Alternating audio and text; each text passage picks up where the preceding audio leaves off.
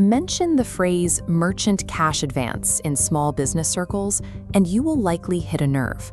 The product carries a polarizing reputation, frequently criticized for high costs, aggressive sales tactics, and unforgiving collections. Yet, looking at the data reveals an undeniable demand that conventional institutions are missing. According to the Federal Reserve, 60% of small businesses actively seek financing in a given year, but a massive portion of those applicants walk away entirely unfunded. The bottleneck lies in the basic math of traditional lending. For a bank, the compliance, documentation, and underwriting work costs exactly the same whether they are issuing a $50,000 loan or a $5 million loan. Those fixed administrative costs make small-dollar commercial lending highly inefficient. To manage their overhead and risk, banks enforce strict requirements. They demand complete financial statements, years of historical tax returns, hard collateral, and a review process that can stretch for weeks. For a rapidly growing e-commerce brand or a seasonal restaurant, those demands are nearly impossible to meet. In the real world, business opportunities have strict expiration dates. A supplier discount on bulk materials might only last a few days. A contractor must secure inventory before committing to a lucrative project.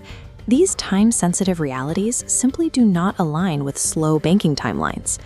This dynamic creates a massive structural vacuum in the market.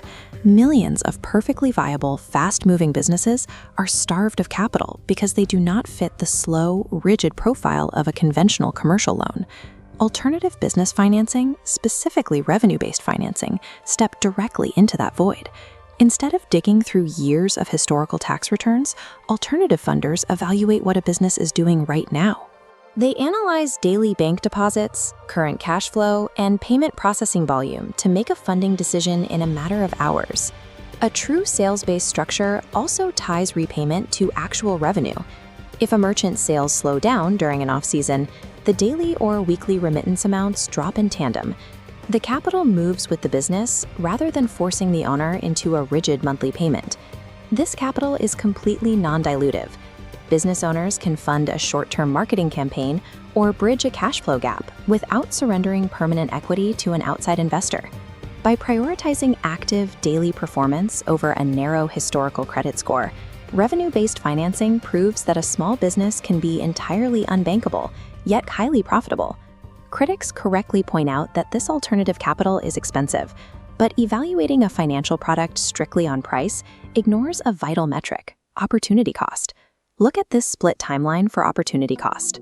A retailer needs $50,000 for discounted inventory. With a slow bank loan, the discount expires, generating zero profit. With a 24-hour cash advance, they pay a $15,000 fee but capture $40,000 in profit, netting $25,000. The true calculation is return on capital. For the right business, paying a premium for immediate cash yields a far higher return than waiting for cheap money that arrives too late. Despite its reputation in some circles, data-driven, rapid working capital operates far beyond the fringes of the financial sector. Some of the largest, most trusted public technology companies in the world, including Shopify, PayPal, Square, and Intuit, are pouring billions of dollars into this exact model of small business capital. These platforms have a distinct advantage.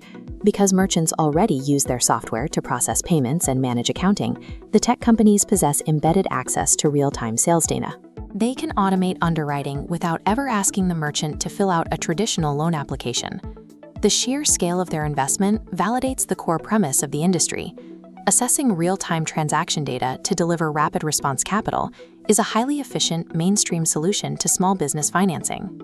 Defending the utility of rapid capital does not mean excusing the worst actors in the space. The legitimate industry still struggles with deceptive sales practices and brokers who irresponsibly stack multiple advances onto a single merchant.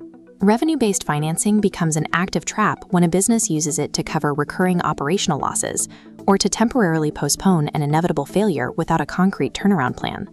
The capital works best as a surgical tool. The funds must be deployed for a specific short-term purpose, like fulfilling a signed contract or buying seasonal inventory, where the expected return comfortably outpaces the cost of the money.